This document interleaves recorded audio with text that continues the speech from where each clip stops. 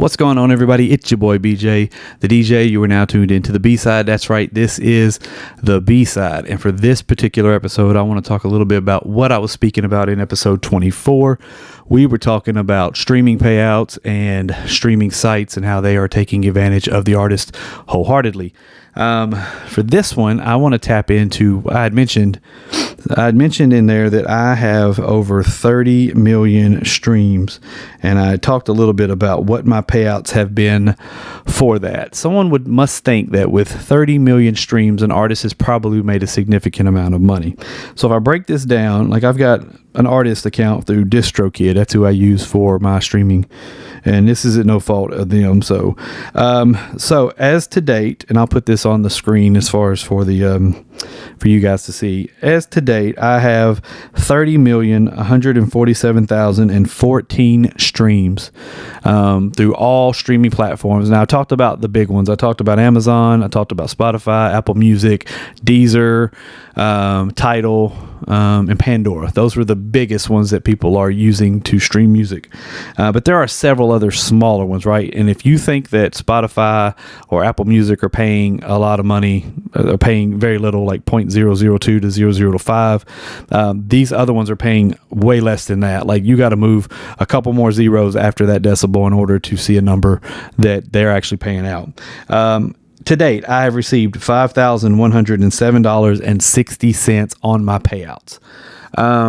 And I've had songs do exceptionally well. I have one song that has over 15 million streams across all platforms. And here's the reason. I think when people are pulling songs for short content, they're pulling my version of the song because it is a cover, somewhat of a cover of the Britney Spears Toxic song. So they're pulling that one. It's a song I did with Brandon E.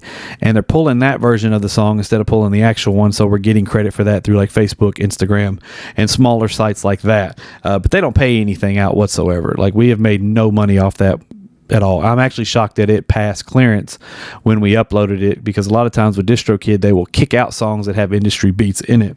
So that's why a lot of our mixtape stuff hasn't been released on there at all. But yeah, $5,107.60. And, I've got 12 songs that have reached over 100,000 streams, and some of my payouts have been really, really good. But typically I'm about $100, $200, maybe $3 at most, during my monthly payouts. So, it's got to get better, guys. It's got to be different. Back in the day, we would do consignment for CDs, and we would make probably $7 a CD if we sold it for $10. The store would keep $3. So it was a fairly even split, right? And even with iTunes, even if you upload a song and you want to sell it on iTunes isn't taking a huge cut. They're taking enough to process it, which may be $1 or $2. But if you're selling the song for $1.29, you're making probably 69 to 70 cents off of that. But the streaming sites, man, if you do not even pay an artist a penny for a stream, it's just completely asinine to me. I don't get it. I don't understand it. And, a lot of artists use this as their livelihood.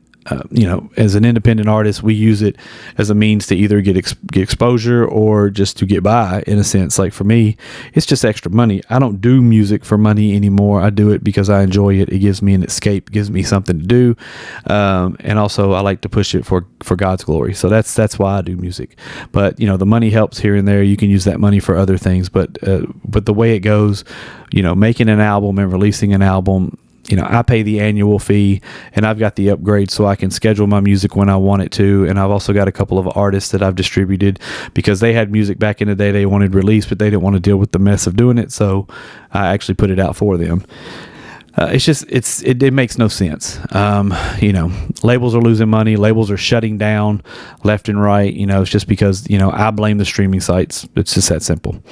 But yeah, that's what I got, man. I hate to beat a dead horse when it comes to this kind of thing, but the streaming services have got to do better. The artists are starving. They're having to stay on tour constantly. They're having to get creative in a sense of how they release music, which is necessary.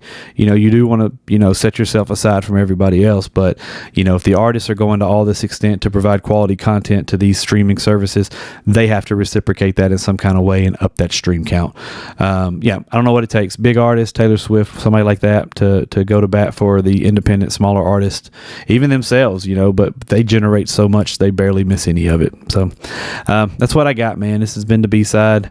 I'm BJ the DJ. Don't forget to rewind.